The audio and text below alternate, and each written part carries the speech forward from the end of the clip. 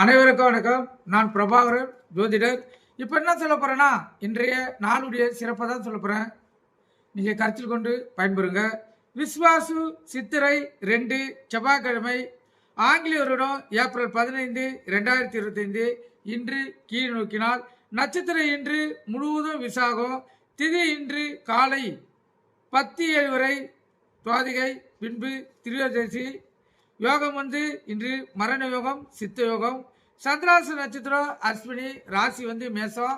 இந்த சந்திராசத்தை பொறுத்த மட்டும் ராசியை 50% பாதிக்கும், லக்கணத்தை 100% பாதிக்கும், குறைஞ்சது 90% பாதிக்கும். கருத்தில் கொள்ளுங்க. லக்கணம் தான் அதிகமாக பாதிப்படையும். அதனால் இந்த மேச ராசி மேச லக்கணக்காரர்கள் மிக கவனமாக இருக்கணும். வண்டி வாகனத்தை செல்லக்குள்ள விழிப்புணர்வோடு செல்லணும். எக்காரத்தை கொண்டும் வண்டியில் செல்லக்குள்ள மொபைல் ஃபோனில் பேசிக்கொண்டு வண்டியை இயக்கக்கூடாது.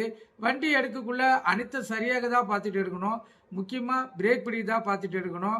கருத்தில் கொள்ளுங்க. அதே போல் போக்குவரத்து விதிமுறைகளை சரியாக கடைபிடித்து செல்லணும். இல்லைன்னா தேவையில்லாமல் அபராதங்கள் விதிக்க வேண்டிய சூழ்நிலை ஏற்படலாம். எங்கேயாச்சும் செல்ல வேண்டிய சூழ்நிலை இருந்தால் கொஞ்சம் முன்கூட்டியே செல்வது சிறப்பு. என சந்திராஷ்டம் தடங்கள் ஏற்படுத்தும். நீங்கள் கருத்தில் கொண்டு பயன்பெறுங்க. நல்ல நேரம் காலை 10:30 11:30, மாலை 4:30 5:30.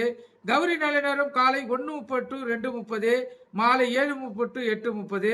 ராவகாலம் மாலை 3 to 4:30. யமகண்டம் காலை 9 to 10:30. குளிகை மதியம் 12 to 1:30. சூளம் இன்று வடக்கு.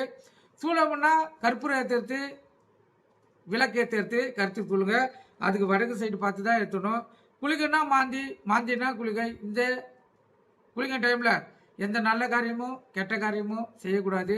ஏன்னா குளிகன் அது வேலையை காட்டும். இப்போ எடுத்துக்காட்டா ஒரு வாசக்கால் வைக்கிறீங்கன்னா அந்த வாசக்காலியே வடக்குலேருந்து தெற்கில் போகும், தெற்குலேருந்து மேற்கு வரும், மேற்குலேருந்து கிழக்கு வரும். கருத்தில் கொள்ளுங்க.